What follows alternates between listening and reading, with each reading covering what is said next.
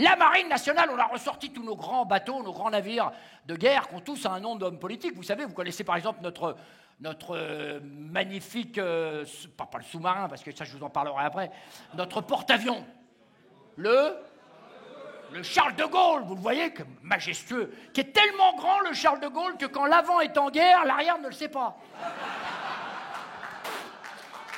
Ah oui. Alors on est également notre sous-marin de surface. On est la seule marine à avoir un sous-marin de surface.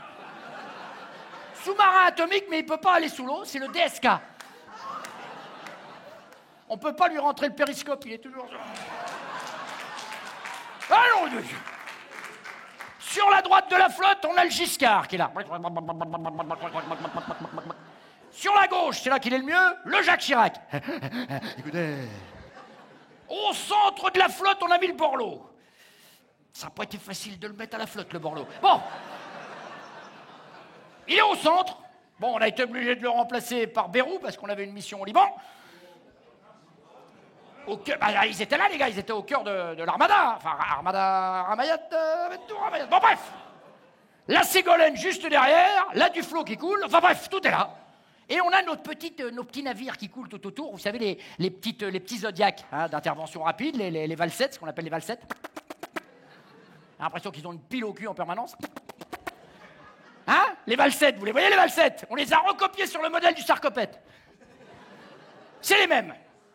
Alors, normalement, on devait avoir des frégates, mais elles avaient un problème du bas, ça déviait Joncourt. Enfin, bref, on a été obligé de les mettre à la casse.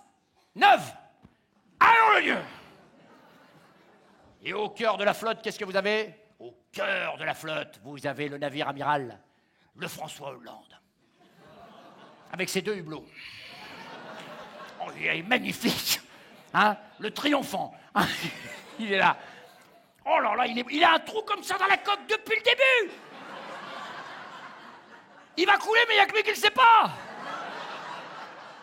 Alors il continue, hein? Le problème du François Hollande, je vous explique, c'est qu'on va devoir écoper. Sinon, on l'a dans le fillon. Ah ouais!